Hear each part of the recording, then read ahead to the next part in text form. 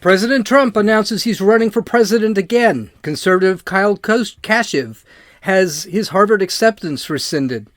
The whole slavery reparations thing is being debated again. Go through that every few years. And finally, AOC continues to be a dumbass. The media continues to defend her. And for some reason, we continue to get ticked off about it. This is Gene, and you're listening to Dumbasses Talking Politics. So, sorry, I've been gone. I'm actually working on my book. You guys know I'm doing that lately. I'm trying to get some chapters in, so I'm probably going to shorten these up a little bit and do them a little bit more often to keep them consistent. I think the biggest problem I had is I should have finished the book first before I started the podcast, because doing this every day, I seem to be getting a little better at it. But let's go on to the news. In Orlando, Florida, Donald Trump has decided to make his big announcement. With every ounce of heart and might and sweat and soul, we're going to keep making America great again. And then we will indeed keep America great. We will keep it so great. Better than ever before. We're going to keep it better than ever before. And that is why tonight I stand before you to officially launch my campaign for a second term as President of the United States. Thank you. This was one of the most anticlimactic moments in Trump's presidency. I mean, everyone was pumped up. There were 20,000 people there at this stadium, some of whom had to wait for more than 40 hours to get in. But it was anticlimactic, and there were a couple of reasons why I thought it kind of could have been better. First off, well, duh, everyone knew he was going to be running again. But you could tell that Trump was holding back a little bit. Apparently, he wasn't as funny. He wasn't as vicious as he usually is. Apparently, his speechwriters probably told him it's not to say anything too controversial so that, well, when he actually goes in and he has to debate some of these people, they don't want to use his actual announcement speech as to be used against him. So I'm sure he kind of backed off a little bit. His speech was a little bit boring, a little bit tame, but it was fun. I mean, he still had a very good speech. He looked just very restrained, and that kind of sucks because Trump is such a funny guy when he actually just lets loose. But the worst part of the speech was his 2020 catchphrase, "Keep America Great Again." I was really disappointed. I loved "Make America Great Again." I mean, come on. Seriously. MAGA? What a fantastic... You pass another conservative, MAGA. Twitter, half the names on Twitter are MAGA. It's MAGA. It's just cool. It's like Magnum or Magma. I mean, MAGA is a statement of power, of strength, of fire, right? Of you get hit by a magnum, you're going down. You put your foot in magma, you are going to die. I mean, that is power. Keep America great again? What are we going to do with that? CAG? I understand that we really can't use the MAGA thing again because looking at the world we're pretty great right now. But, I mean, CAG? He couldn't have... These guys needed to spend more than 15 minutes looking for a name. So, I got a feeling that everyone is going to stick with the MAGA thing. I like MAGA. I'll buy a CAG hat if I have to. But, I mean, I didn't vote for Trump. I didn't get a MAGA hat until way late and when they were like $2.99. But, I mean, come on. CAG? You guys should have just spent a little bit more time again. The economy is there are going to be a couple of things besides Keep America Great Again, shortening Keep America Great Again, that really might actually get in his way. I'm not sure we're going to run into this, but unfortunately the election is a year and a half away. I mean, if it was coming November, I think he probably could have a very, very easy win. But the first thing that we're really going to have to watch is the economy. It's going to be really important for his next election. Right now, we're just cruising along. but there are signs we're vulnerable. The stock market, though bullish, does seem to fluctuate up and down. This has been a good week. I think the stock market has gone up, I want to say about 1,000 points. So it was very strong this week. But, a month ago, it was spent a week going down 200-300 points a day. So this is kind of a scary thing. The job rate, though unemployment remains at 3.6%, last month only 75,000 jobs were created. So there could be a couple of reasons for this. There is an excess of jobs available.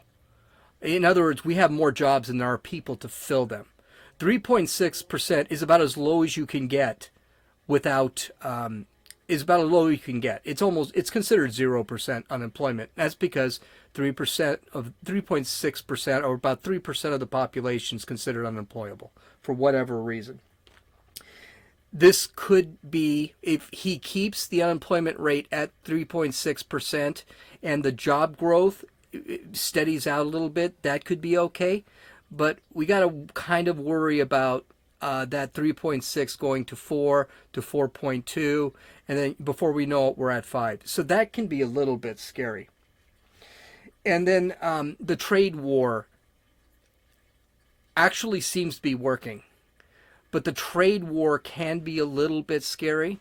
The United States has not felt too much damage from trade, and that's essentially because a lot of companies in China, which typically are U.S. companies, are actually moving out of China to avoid these tariffs. That's a good thing. And some of those companies are coming to the United States. A lot of them are going to Mexico or going somewhere in Europe. But that is also hurting China. As of right now, we are winning the trade war against China. We will win the trade war against China. China's economy completely depends on the United States. And you can see just by the tariffs that we put on China versus the tariffs they put on us. United States has put tariffs on $500 billion worth of goods, whereas China has only put, I think it was $60 billion worth of goods. China just doesn't import that much stuff, and you can see that is a real discrepancy between the United States and the Chinese trade, and that's what Trump wants to actually open up. Now, China is beginning to suffer, and we are winning, but that does not mean the United States is not going to suffer from higher import costs from other countries. So we're going to have to see on that one. I'm still a little wary. Other countries like Mexico, they're scared to death of the tariffs, and the Chinese and the Americans are actually meeting again to discuss them. So that might actually be okay. The next problem that he's going to face is the instability of foreign policy. It's not that Trump's bad at foreign policy. He's actually quite good in some ways. We're going to talk at the end. In my introduction, I didn't mention Iran because Iran apparently is being naughty over there, and we just got some more news, so it's time to bring that up. But his policy with our enemies that include Iran and North Korea and China, they seem to feel comfortable harassing the United States. And Trump, and that's especially in today, it's especially with Iran. Trump seems to be a little bit wary of shooting back. Now, he has actually gone in, he has taken action, let's say, against Syria.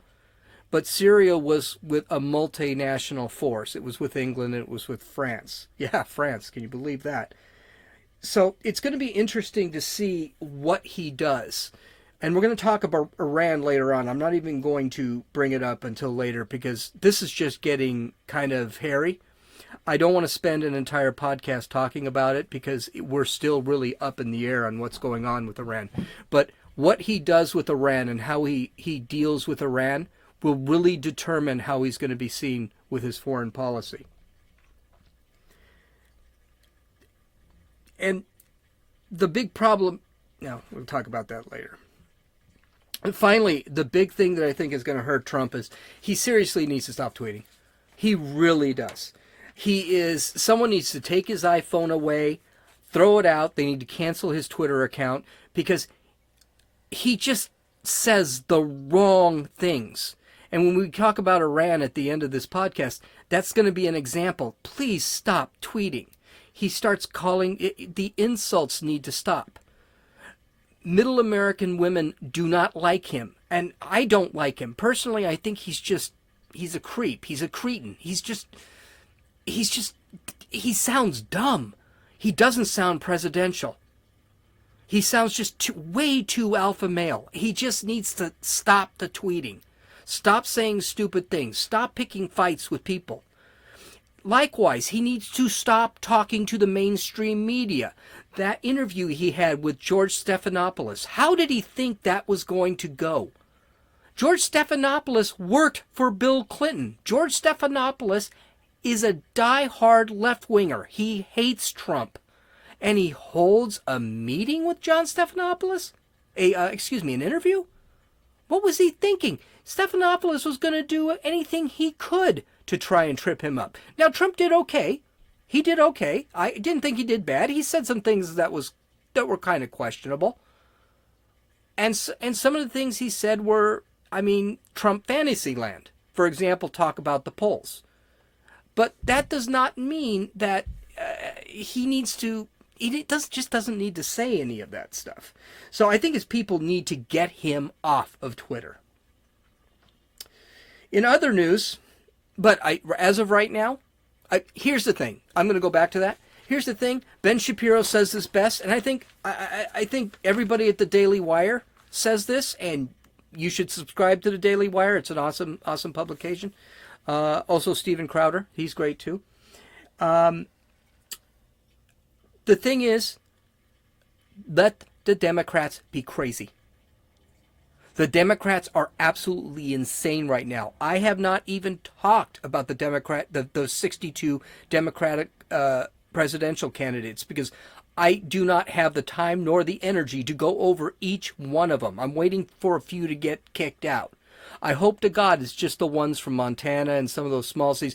Buttigieg, whatever his name is, Beto, I hope he stays, even though they're running at 0%, because I just want to make fun of him. But the others that I don't know, I don't even want to talk about him. But let the Dems be crazy.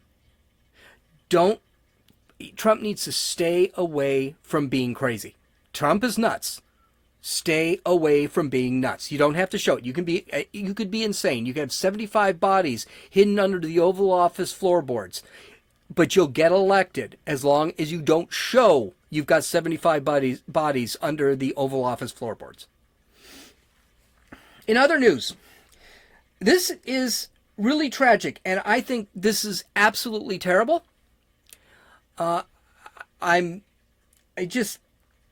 Kashuv is an 18-year-old man who was just accepted into Harvard University. Actually, this was a few months ago. He deserved it. He held a 5.6 weighted GPA, which means he took all honors classes and got above A's in his honors classes. He had a 1550 SAT score, and if I'm correct, that is 50 points from a perfect score. I believe 1600 is a perfect score. And he was second in a class of 800. What's more, he did all this while surviving the mass shooting at Stoneman Douglas High School in Florida. He became a very public activist who proclaimed that he was a conservative and he was pro-Second Amendment. So he actually resisted the temptation to go for gun control simply because he survived a shooting. He realized, and he has pretty decent arguments for a 17, 18-year-old. He's had decent arguments. Not great arguments. Let's remember, he's 17 and 18 years old. He's still a high school kid. And that's going to be important later. But it's never good to be a conservative. It's never good to be a conservative and a public figure. And it's never good to be a conservative, a public figure, and want to get into a leftist college. And by the way, when I say leftist college, they're all leftist colleges now. a long time ago, no, actually, when he was about 16, so it was about 2 years. He's about 18 years right now. He and a bunch of friends got, and I say friends in air quotes because one of his friends actually set him up, were actually collaborating on a private Google Doc. And apparently what these kids were doing, 16 years old, mind you, they were saying the most defamatory, disgusting, terrible things they could think of. I mean, we're talking kill the Jews things, the N-word things. This was supposed to be really bad. And apparently they were all doing it. Well, one of his friends, in air quotes, decided to send, when he got accepted into Harvard, decided to send that Google Doc to the Harvard Admissions Board. The Harvard Admissions Board sent him a letter saying they were pending a rescinding of his application, of his acceptance, because of this wording. Now, Kyle, and the reason I call him Kyle and not Kashuv is I have nothing but problems pronouncing that name, but Kyle basically apologized. He admitted it. The school accepted his admittance, and then they said, okay, send us everything you've done, everything you've said. So what did he do? He did it again. He doubled down. He said, this is what I did. I did this, I did this, I did this, all pertaining to that time. He sent it back to the college within 72 hours. They didn't even give him a week. He had 72 hours to send this to them. The college took it. The admissions board took it. They read it. They sent it to the Harvard Diversity Board. They read it. The Harvard Diversity Board actually recommended, get this, keeping him. They said, okay, he sounds like a great kid. He made a mistake. He's 16. 16-year-olds are stupid. Let's face it, all 16-year-olds are stupid. You'd have no prefrontal cortex at 16. That's why 16-year-olds shouldn't be driving at 16, because they're just stupid. They make bad decisions. They say stupid things. We're not talking he was throwing rocks through a church window or anything. He was talking. At 16, I said lots of crappy things. And my friends said lots of crappy things. But I'm not running for president. Basically, the diversity board said, no, we'll take him in and we'll work with him and, we'll get him back in shape. But the admissions board said no. And what's tragic here is that it is too late for him to actually apply anywhere else. He had full board scholarships to several different heavy schools. New York University. I mean, this is a smart kid. This is a really smart kid. And if you listen to him speak, yes, some of his reasoning is not there yet, but that's development. That's just because he's 18. But you can tell he's a smart, nice kid. And these people at Harvard are trying to ruin his life. Now, I was listening to the Steven Crowder show, and they had Tim Pool on. And by the way, the Steven Crowder show, another one you should subscribe to. That's a absolutely great show. And Tim Pool, who is basically a free speech envoy, he loves free speech. He's a centrist, a leftist centrist. He's kind of right in the middle. So he's not left-wing, he's not even liberal. He's not left-wing, he's not right-wing. Basically said, he didn't know what to think about it. He wasn't sure if this was actually, he was actually had his application rescinded because he was a conservative. And I'll give Tim Pool some of that because he's right. Harvard has rescinded a lot of things, a lot of people, a lot of admissions in the past due to social media talk. So I don't necessarily think Tim Pool is wrong there. And it's not like Harvard didn't know who this guy was. Kyle Kashuv is on the Ben Shapiro show. He's on Fox News. He is on the most conservative programs and podcasts out there. But here's the thing. Kashuv isn't the first person to have a really bad comments on the internet or on television or on social media. And he didn't say anything on social media. What he said wasn't in public. It was in private. And he was only 16 when he said it. No forgiveness? What is this?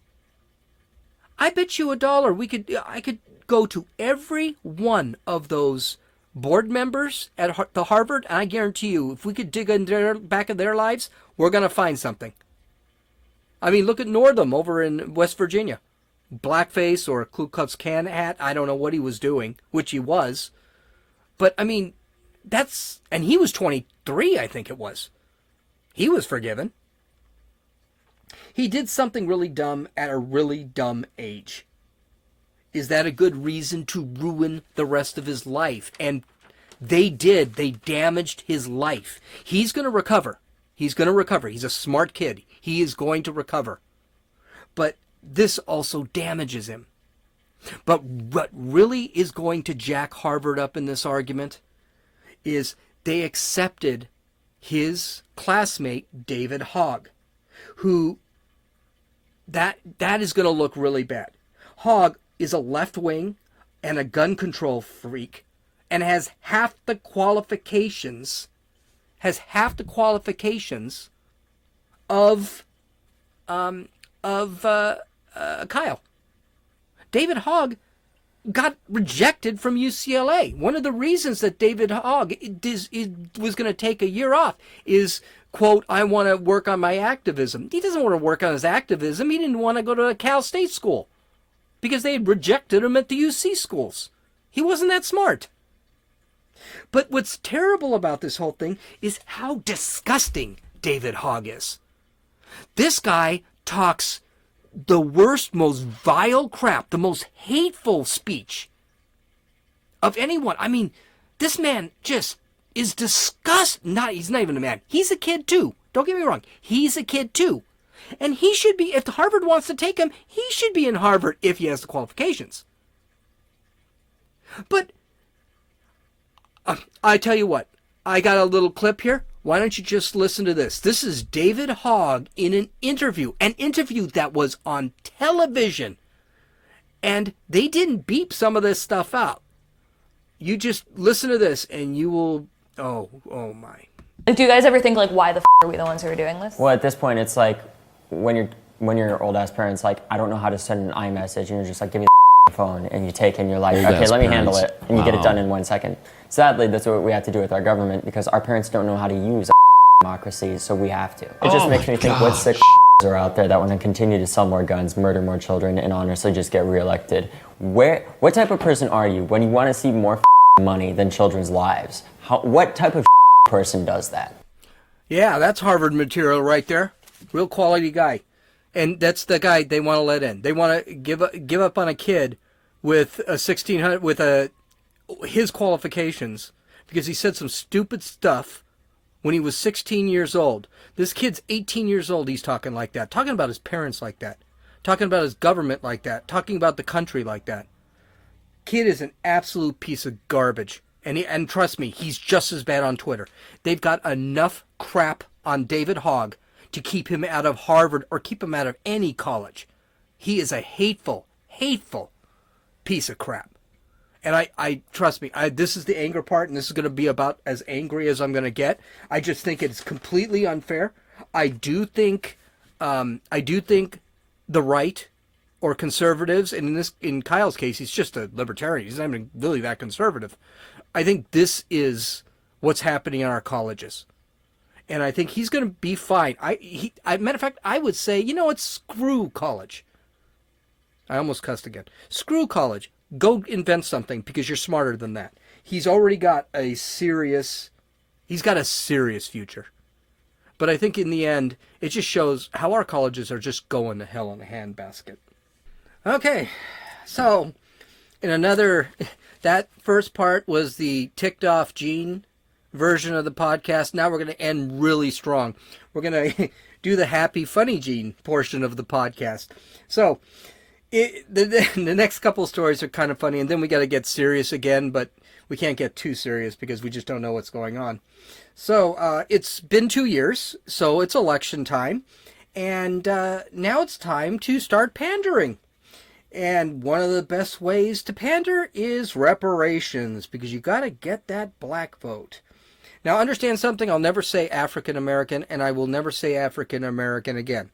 And the reason I'll never say African American again was because I called one of my coworkers once an African American, and he told me he was from the Caribbean, and I asked him, well, I'm not going to call you a Caribbean American because it's way too many syllables. And he told me, no, just call me black because that's what I am. So I will call everyone black. If you are African American and you're getting really upset, I would rather just call you American. I'd rather not call you black. I don't identify people by color, but apparently people do, so I've got to deal with that kind of stuff. So Congress, because they have nothing else better to do, like secure the border or anything like that, has decided they're going to hold a hearing on reparations, slavery reparations. So they had a bunch of reparations folks, like that hack writer Ta-Nehisi, I can never pronounce his name, Ta-Nehisi Coates. They had actor Danny Glover, and of course Senator Cory Booker had to be there. We'll talk about him. These guys are absolutely hysterical. So listen, and we're going to talk about the actual hypocrisy of these people. So listen up. Majority Leader McConnell cited civil rights legislation yesterday, as well he should, because he was alive to witness the harassment, jailing, and betrayal of those responsible for that legislation by a government sworn to protect them. The matter of reparations is one of making amends and direct redress, but it is also a question of citizenship. In H.R. 40, this body has a chance to both make good on its 2009 apology for enslavement and reject fair-weather patriotism. Justice for black people will not flow into society merely from court decisions, nor from fountains of political oratory, nor will a few token changes quell all the tempestuous yearnings of millions of disadvantaged black people. White America must recognize that justice for black people cannot be achieved without radical changes in the structure of our society. It's about time we find the common ground and the common purpose to deal with the ugly past and make sure that generations ahead do not have to continue to mark disparities, but can truly talk about a nation where, as our ancestors spoke from the good book, where justice rolls down like water and righteousness like a mighty stream. I got to be honest with you. If it weren't for the fact that I know Cory Booker is really stupid because he said a lot of stupid things, he could really be a great orator. I mean, he does use language really well. And I thought that was I thought what he said was very striking. I thought it was a very nice little speech. It was dead wrong. It was absolutely dead wrong. And that's the problem with Cory Booker. I mean, this is the I am Spartacus guy. This is the guy who sat there and said he's going to release and lose his Senate seat because he's going to release documents that were approved 24 hours prior, and that's during the Kavanaugh thing. But I digress. I'm going to get back to him. This is just so stupid. Why do we have to go through this every time there's an election? And then, the panderer bear, Cory Booker, he still bothers me. He's trying to get some attention. That's the only reason he's there. He doesn't need reparations. He doesn't care. But he's got to get that attention. He's got to get something different. Because him making speeches over at empty halls is not working anymore. And he's writing at like 1% polling. That's too bad, because I can't wait to see the debates next week, but I really want him to go up against, I'd love to see, I'm going to have a podcast of that. I want to talk about the actual presidential candidates I want to see debate, because I think it will be absolutely hysterical. I'm going off on a tangent. Sorry. There was one thing. There was one person in there, one young man that testified, and he really gets it. He gets it. And he was actually, by blood, related to slaves. I'm only going to play a part of his speech because the speech was a little bit long, but I suggest you listen to it.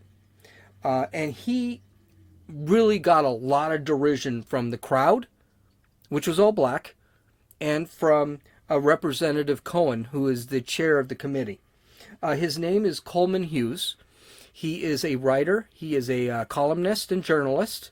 He is published on places like the New York Times, I think the Washington Post, the Wall Street Journal.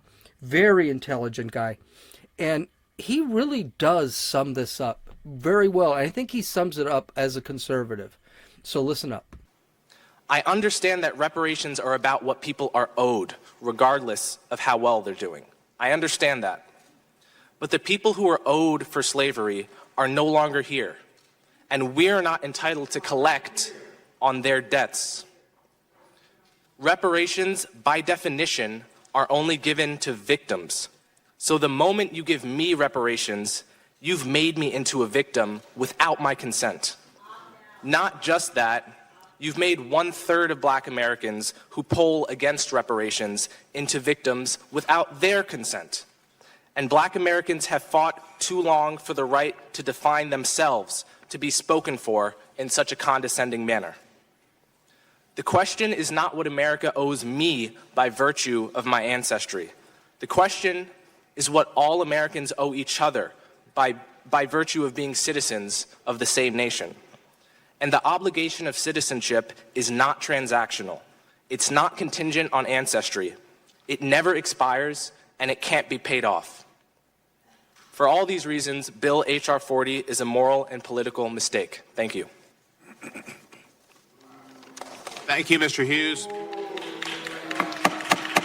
Chill. He was presumptive, but he still has a right to speak. Now, did you notice a couple of things? One, Mr. Coleman hit it right on the head. He's not a black man. Or, I'm sorry, Mr. Hughes.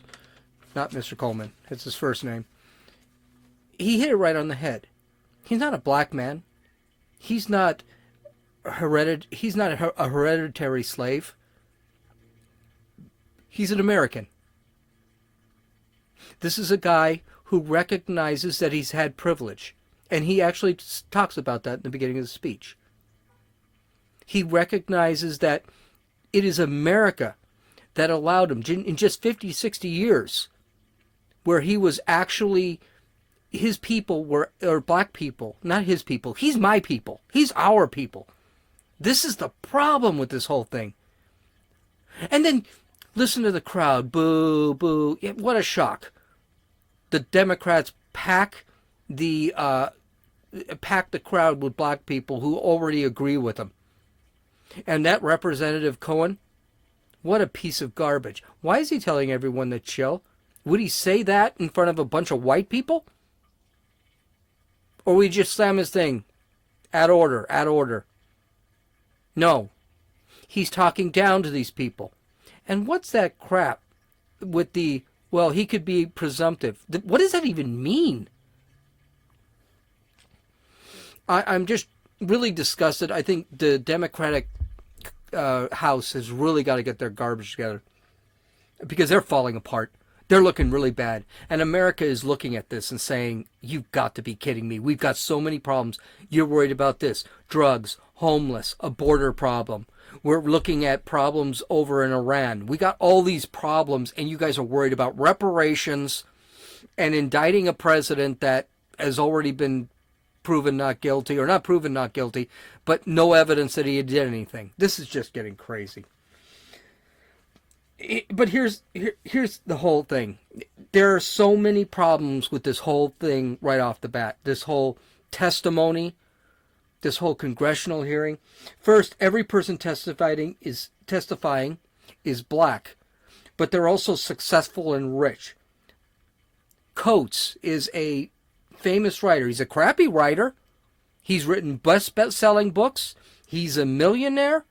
People, hang on his word.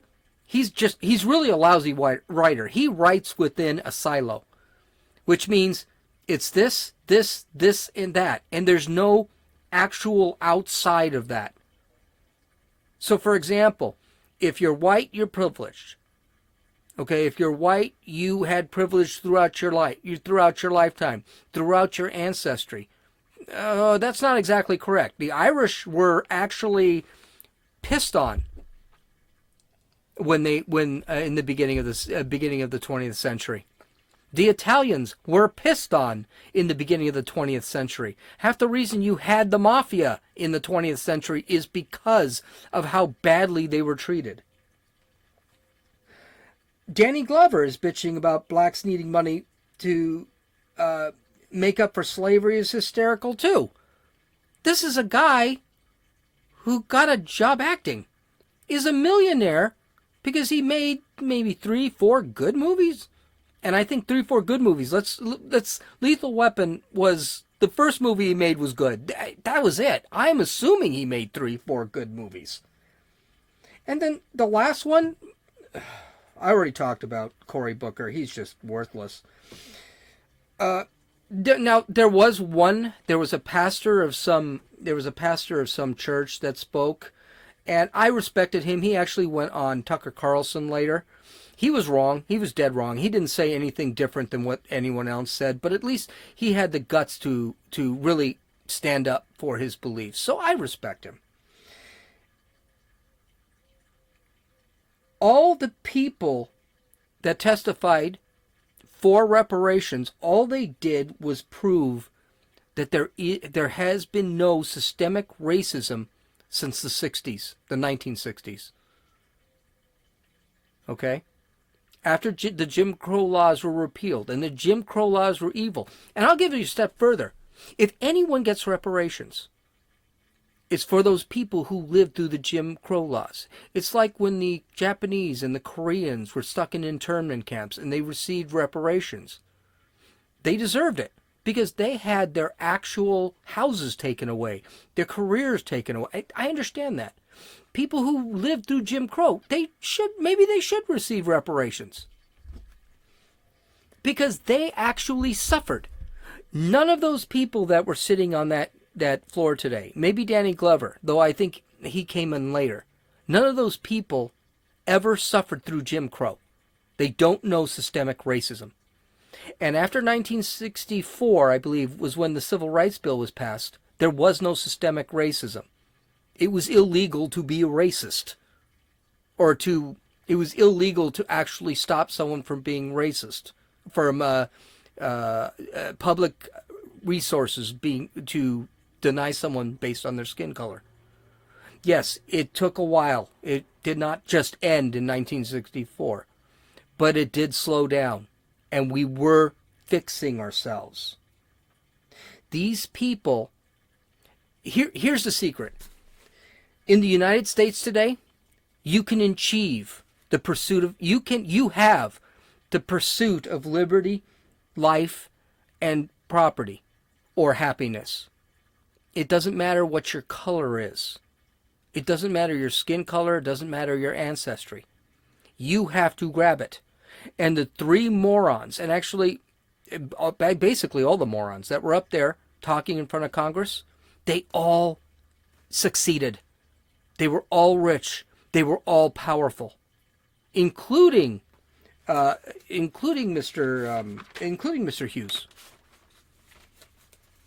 Next, who's going to pay who exactly? None of the tax money should go to anyone because none of my tax money should go to anyone because my family wasn't here. I wasn't here. No one was here when this country had slavery, much less owned a slave. As a matter of fact, my family didn't own slaves when they were in Europe. Also, not all blacks were slaves. Do they get compensation? What about the blacks who are successful? Does Oprah Winfrey get reparations because she might have a lineage to slavery? Why should I, who barely survives, give money to the government so they can hand Oprah Winfrey or Danny Glover or Tanishi, whatever his name is? Why should I give them my money? I work hard too. Another issue is that there's not one slave left alive. Is it really fair that people get money because someone in their family they never knew was a slave? And how do you figure out lineage? For example, just because you're a black man doesn't mean you have lineage to slavery. For all you know, you came over. For all they know, they came over on a boat from the Caribbean. We just don't know.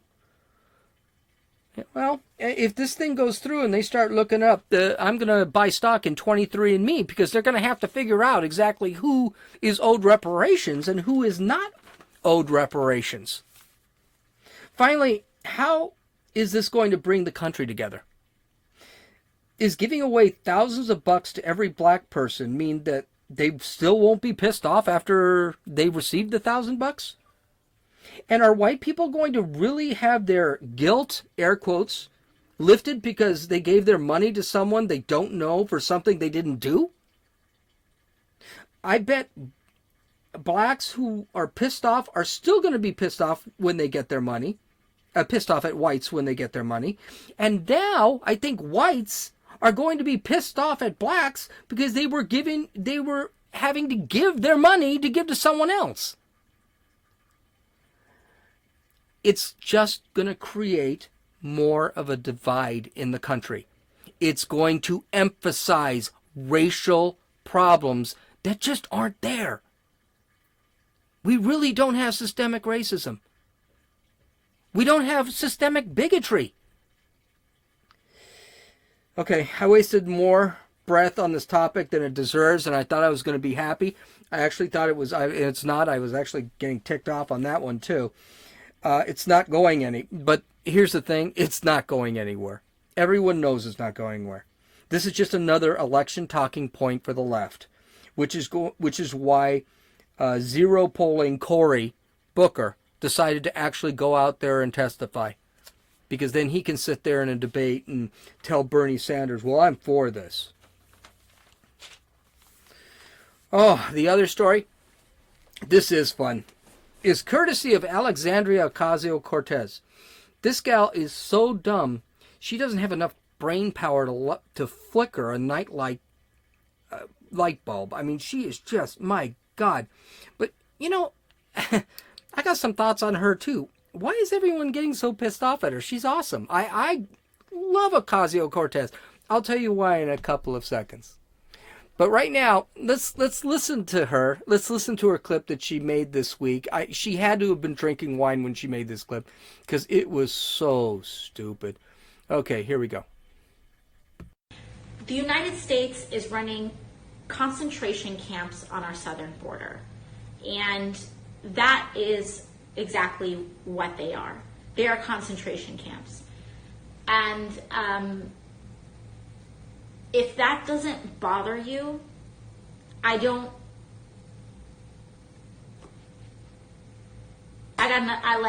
we can have, okay, whatever. I want to talk to the people that are concerned enough with humanity to say that we should not, that never again means something. And that the fact that concentration camps are now an institutionalized practice in the home of the free is extraordinarily disturbing. She is so dumb. I mean, just, she doesn't even make sense. I have to honestly believe that that chick is actually drinking something. She can barely come out with words. I think she needs to maybe have a podcast or something, maybe script what she's going to say, because Lord. And yeah, I could have done better at editing. I could have edited out that thing at the very end, but it was just too funny, and I decided to leave it in there. I'm not even going to talk about how she sounds so stupid and drunk. I'm not going to talk about how she just minimized the Holocaust. I'm not going to talk about how illegal aliens are just being jailed for, breaking our laws. And none have fear of being, put into a gas chamber. I'm not even going to talk about how the media consistently defends her and even doubles down on her absolute stupidity, her asinine Crazy comments. Oh, yeah, I am. Listen to this joker over on CNN. This is on the Chris Cuomo show. This is a gal named Angie. Listen to her go off when someone sat there and said these aren't concentration camps. They're actually just really big jails. You'll love this. Let me just tell you, there are a whole lot of people making a whole lot of money by having these people in detention centers. We want to shift the attention, as we should, off of mass incarceration of black and brown people in this country. But now those monies are being transferred into detaining migrants at the border. It is a crisis, Steve. It is not okay just because they don't have their papers. I hope that at some point you wrestle with your conscience and get to the right side of this because, sir, you are on the wrong side of history. In 1933, there were concentration camps. In 1941, they were death camps. And that is where we are going if our consciences are not quickly pierced. I want to point out a couple of things in that diatribe that this Angela gal, I'm not even going to look her up. Screw it. I'm going to give you a couple of comments on that diatribe she had. First off, do you notice that leftists, you can see this on Tucker Carlson's show. You used to be able to see it on you can see it on CNN all the time because they always have these left-wingers. Come on. Do you notice they just keep talking and they talk over you? They never let you speak. They just continue. And as they go, the longer they speak, that was a 39-second clip. The longer they speak, and then when the conservative actually goes in there and starts arguing, they start just going off on something that actually destroys their argument. Okay? And they sound stupid by the very end. They just start screaming. They start talking over you. No one can get a word on edgewise. And what about Chris Cuomo? He was the one that was moderating that. Did he ever decide to sit back and let her talk? She broke into 3 or 4 different topics in that entire diatribe and didn't let them answer. Well, wait a minute, I could answer you on that. I can answer you on that. And then Chris Cuomo, actually, if you can actually hear, you can hear this interview on YouTube because it's very interesting. They started with nationalism and global nationalism. And what's the difference between nationalism and what the Nazis' nationalism? Here's a newsflash. What's the difference between nationalism's opposite is not fascism? Nationalism's opposite is globalism. CNN, all those people are globalists. We don't agree with globalism. Nationalism just means country first. Globalism means we're not country, we're one world. That's the difference. Why does everyone associate nationalism with Nazis? They were an ethnic, fascist country. And you could say ethnic nationalism if you'd like, but there's a big difference between nationalism and ethnic nationalism. But here's the thing. And Ben Shapiro, I think it was Ben Shapiro. No, it was Andrew Klavan from the Daily Wire, subscribe, said it best, is he can't wait till Ocasio Cortez says something so stupid that they're going to have to and see what they're going to do. And let's just say his example was she comes out one day and says the world's flat. What is the news media going to do? How are they going to defend that? It's kind of funny if you think about it, because how they defend all of this stuff, I don't know. And they defend everything. So let's talk about all the fun stuff that Ocasio Cortez has said that they've defended, or at least not countered, or at least not brought up. So this is pretty awesome. So this is some of the stuff that she's actually said. The world's going to end in 12 years. Now, she said that multiple times. Go to YouTube, say AOC 12 years, and you're going to get 50 places where she actually said this. Now, she drew back on that after a while, but the reality is she did say it. We need to kill cows to stop their farts from destroying the ozone layer. Wow. I don't even have anything to say to that. We're going to use high-speed trains instead of planes, which is going to be great if I want to go to Europe or go to Hawaii or go to anywhere, Alaska. How are we going to get through Canada? Don't you have, that's a border. Canada actually likes their border. how Amazon pays starvation wages. That ended the deal that would have brought 25,000 jobs to her district, and that might be why she's primaried in the next election. How cauliflower is an outgrowth of American colonialism. Why did everyone's of color stop growing yucca root instead? That's what they should be growing, yucca root from Mexico. Well, because cauliflower tastes good with butter and yucca root doesn't. It sucks. They grew yucca root because they needed to? Could that have something to do with it? Oh, it gets better. How border agents are drugging and caging illegal immigrant children. Nice. Anytime you hear these people say you rule by fear, remember that. No one's drugging kids, and they're not in cages. As a matter of fact, if you looked at that compound she was talking about, the border encampment, it's actually pretty free. They've got a lot of room there. And this is an awesome quote. I love this quote, and I wrote the whole quote down because I think you just had to. You have to hear it. And I apologize if I slip up, because this is a word-for-word quote, and I don't speak stupid. So it kind of like I can't roll my R's in Spanish. I can't roll stupid in my language. So it's great though. So I have to read it. The reason Republicans, quote, the reason Republicans hate me so much is because I confront them directly on their lack of moral grounding on so many issues, and not just that, but the reason they're so upset and they act like that girl in The Exorcist that's like vomiting pea soup, that's like them and negativity.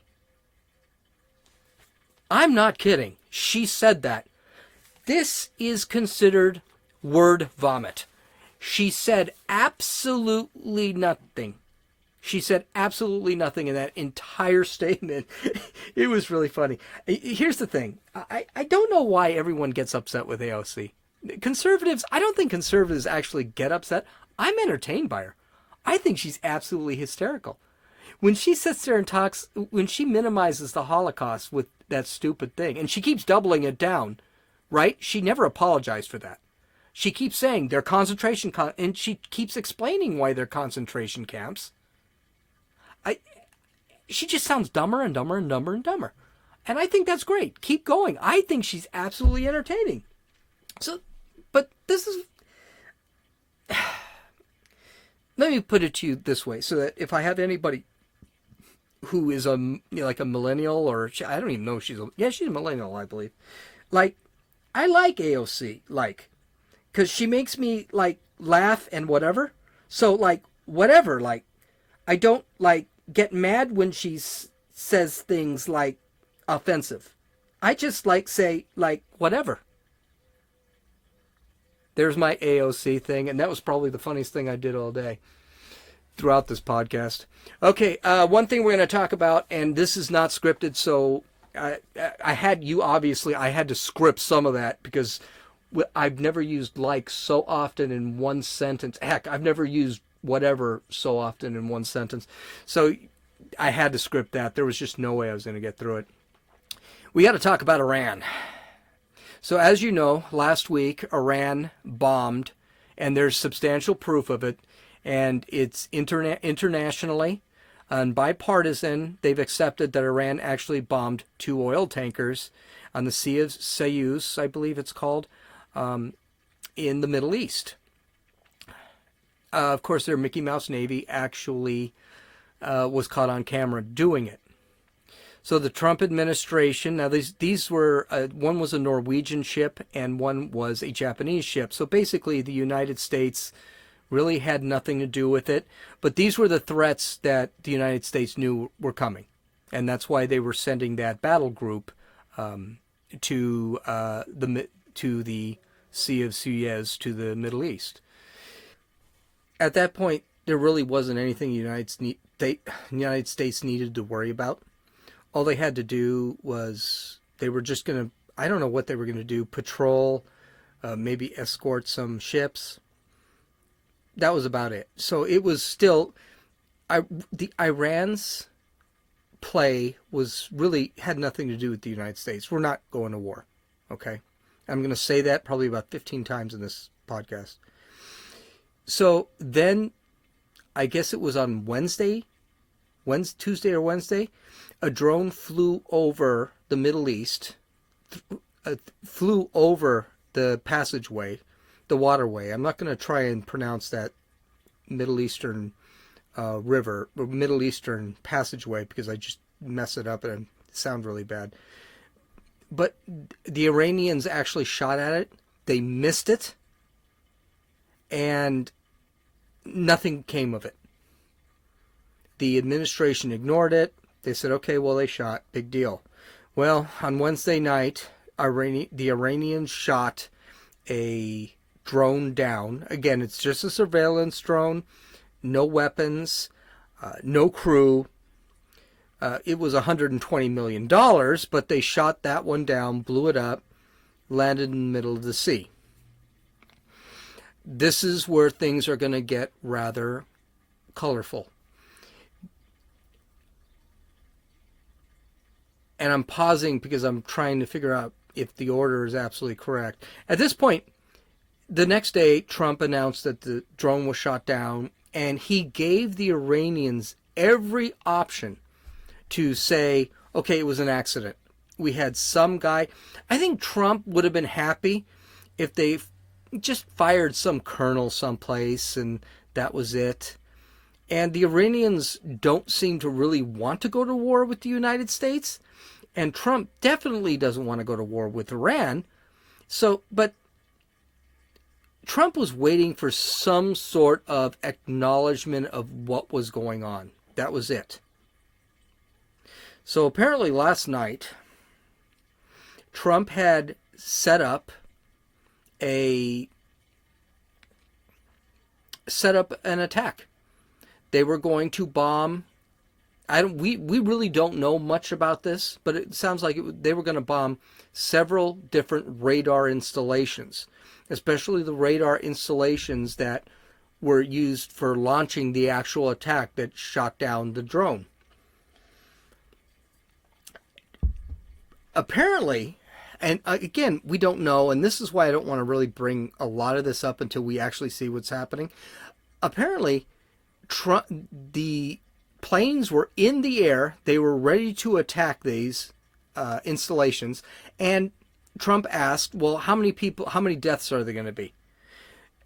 He was told about 150 deaths, and Trump, 10 minutes before the actual attack, with planes in the air, actually canceled the mission and brought him back.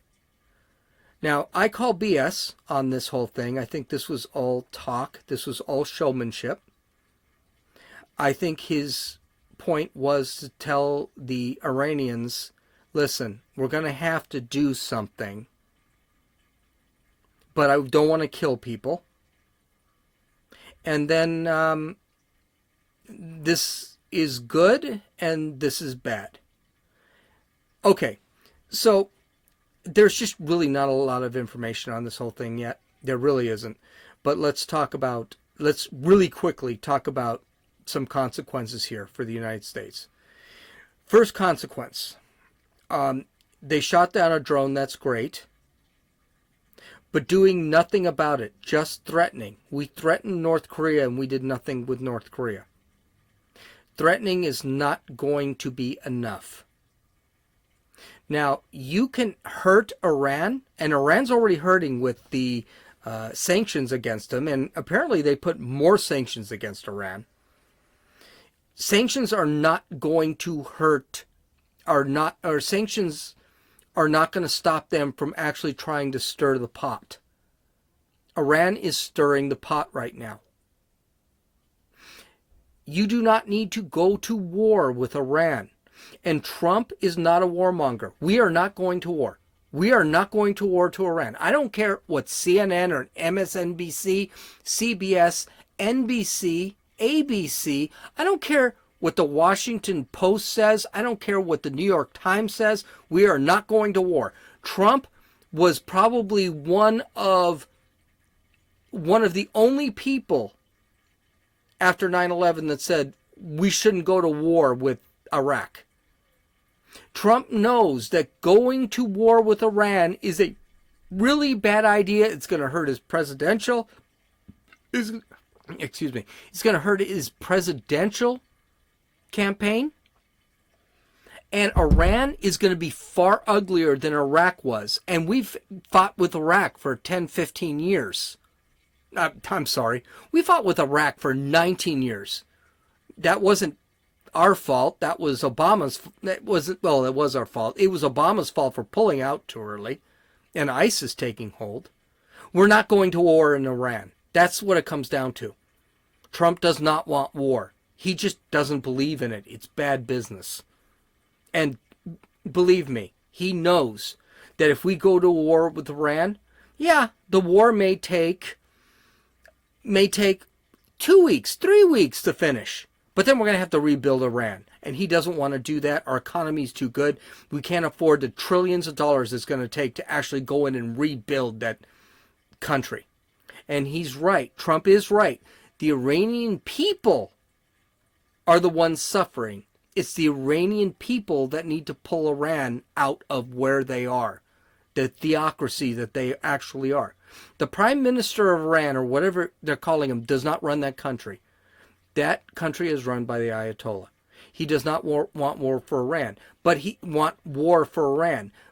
also knows, the Pentagon knows, and his people know, that if Iran keeps pissing on the United States, keeps pissing on our power, keeps trying to throw mud at our eye, we're going to have to respond to stop it. And this is where Trump makes a ton of mistakes. First off, pulling the flight group away from attacking, if that happened. I don't think it happened. I don't think Trump actually was prepared for an attack. I think that's a feint. I think he said that to make Iran realize we're there. We've got aircraft carriers. We've got all this military over there. Okay. Test us. He did not send. It was the same thing he said with Little Rocket Man and his nuclear missile, my button's bigger, blah, blah, blah, blah, blah. That's what he was doing. It was a feint. It was not really true. Because, do you know why it was not true? Why wouldn't Trump have asked before the actual attack that how many people were going to be killed? That would have been the first question I would have asked. You don't wait until the planes are in the air to say, well, by the way, how many people are going to be killed? No, he did not do that. He did it because it was going to be a Twitter thing. And we're going to get into Twitter in a second. And this is where crazy Trump could cost him the election if he doesn't stop doing this garbage. So it was a feint. But here's the thing. He is going to have to do something. That's the other problem. You can't talk a lot of crap without actually backing it up with something. And here's the other point. I don't believe in this even crap when it comes to war. I don't believe, oh, well, they just shot down a drone, which had no people in it, no one was killed, which is what he said. That's why we didn't blow up 2 installations that shot that drone down. And because there are going to be 150 people killed. Ben Shapiro said it best. We need to prove we're the crazy big boy on the block, and we're going to do whatever it takes to protect us. We're going to be the bully in the schoolyard. When the little guy decides to throw a pebble at us, we're going to pull out our knife. Threaten that kid to the point where he's going to just back down. And that's what we need to do. If there were truly 150 people that would have been killed, that would have alerted Iran. Not only did we take down 2 or 3 or 13 radar installations, we killed a bunch of your people. Don't screw with us. The United States doesn't need to go to war. The United States just needs to flex their muscle. Flex our muscle. The military is strong. Our technology is way beyond what they have. If we went on a ground war, we'd take over and I do not believe in a ground war with Iran. I don't think it's worth it. But if we flexed our muscle a little bit, they're going to back down. They're in enough trouble. And if we're attacking military installations, yeah, they'll tell their people that, oh, well, they attacked an orphanage and 3,000 little babies were killed. And the people will be ticked off, but the Iranian people are not stupid. They already, most of them already dislike their government. Take a look what's going on in Iran right now. These people are taking off their hijabs because they don't want to wear them anymore. They don't want the theocracy to control their lives. I know a ton of Iranians. They can't stand the Shah, or not the Shah, excuse me, the Ayatollah in Iran. They can't stand him. They're being oppressed. As a matter of fact, a lot of Iranians in the United States want the United States to do something about it. This is a terrorist country. But we don't need to go to war. All we need to do, flex our muscles. They'll learn. They'll realize we can't handle this. Wait till they shoot one of their frickin' Russian surface-to-air missiles at one of our planes, and our plane frickin' outruns their missile. What do you think's going to end up happening? They're going to realize, oh my God, we have no defense. What's going to happen when one of our stealth fighters or stealth bombers walks into Iran and drops a bomb right in the middle of their defense? They're going to back down. See, here's the big secret. I don't think it's even that big of a secret. Iran doesn't want to go to war with the United States either. They just want to get their people pumped up. And they also want to manipulate what's going on in the West. The West, the United States, has a lot of hatred for Donald Trump.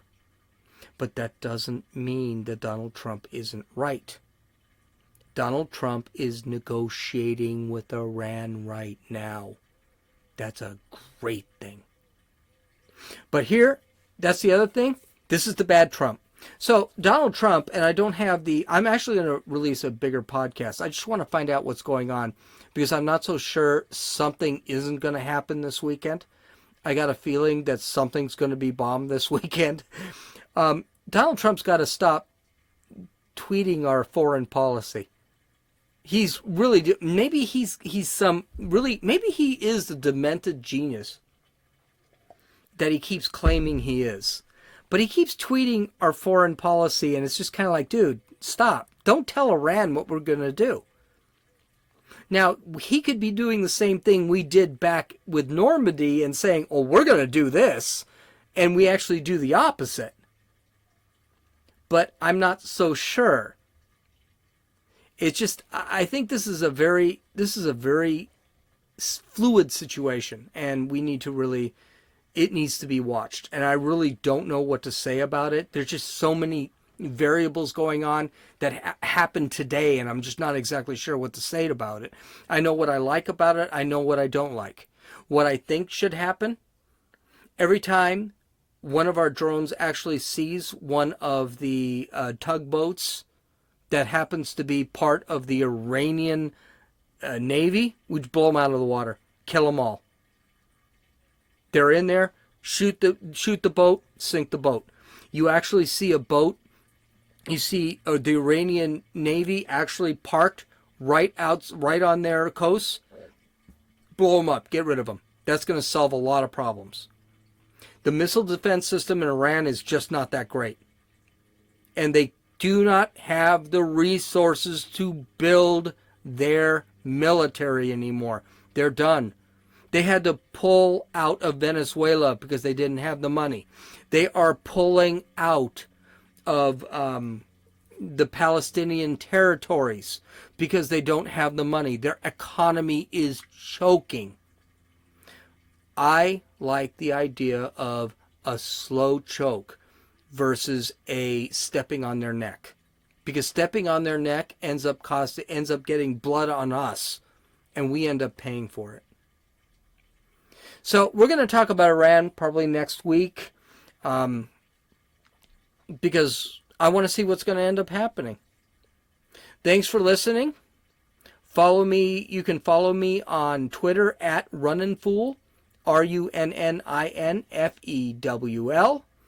You can visit my website at www.dumbassestalkingpolitics.com. You can download this podcast in iTunes, at Podbean, at Podcast Addict. You can view this you can't view anything, but you can listen to the podcast over on YouTube. I appreciate any comments, criticisms. It's fantastic. I'm still new at this, even though it's a 30-second episode. This is Gene, and you're listening to Dumbasses Talking Politics. Have a great weekend.